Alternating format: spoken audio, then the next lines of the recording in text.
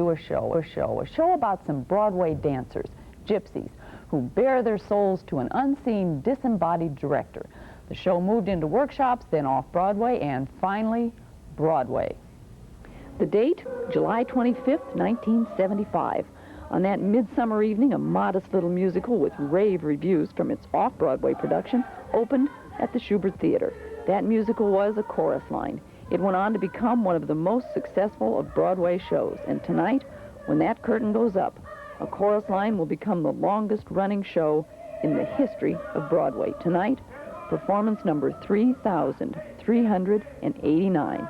Did you ever expect that Chorus Line would become such a phenomenon? Nobody knows until it all comes together. Mm-hmm. Then we got a sense of it. And at a certain point, everybody began to sort of breathe hard because we were touching something that was quite beautiful. And then one of the first run-throughs, there were just several people in the audience, and everybody began to cry. Crying is a very good sign. And then we had the first audience, everybody stood up and cheered. That's a very good sign. That tells you somebody likes what you're doing. Yeah.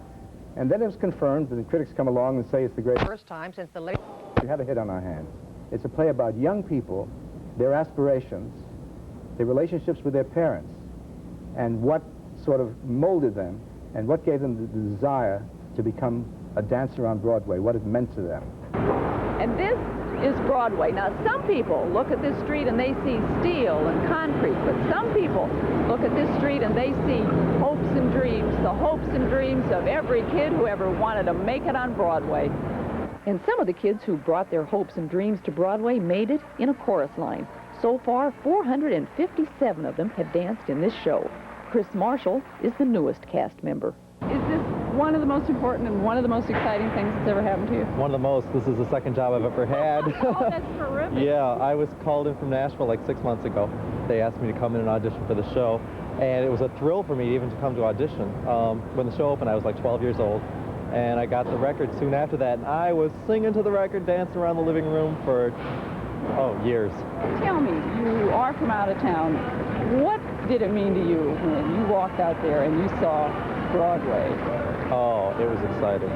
That was real exciting. I had never been to New York City before, and to think when I walked out of the theater and I had gotten the show and I just looked around and said, oh my God, this is my home. This is where I'm going to be.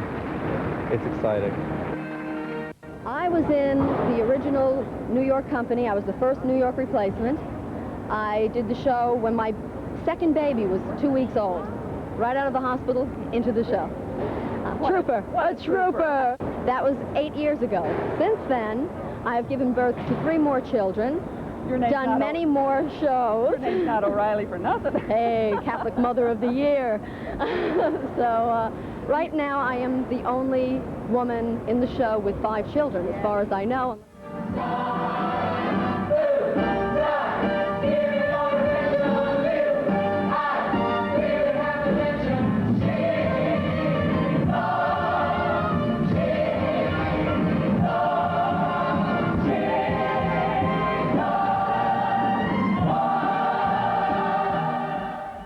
And tonight, there is going to be a marvelous celebration for this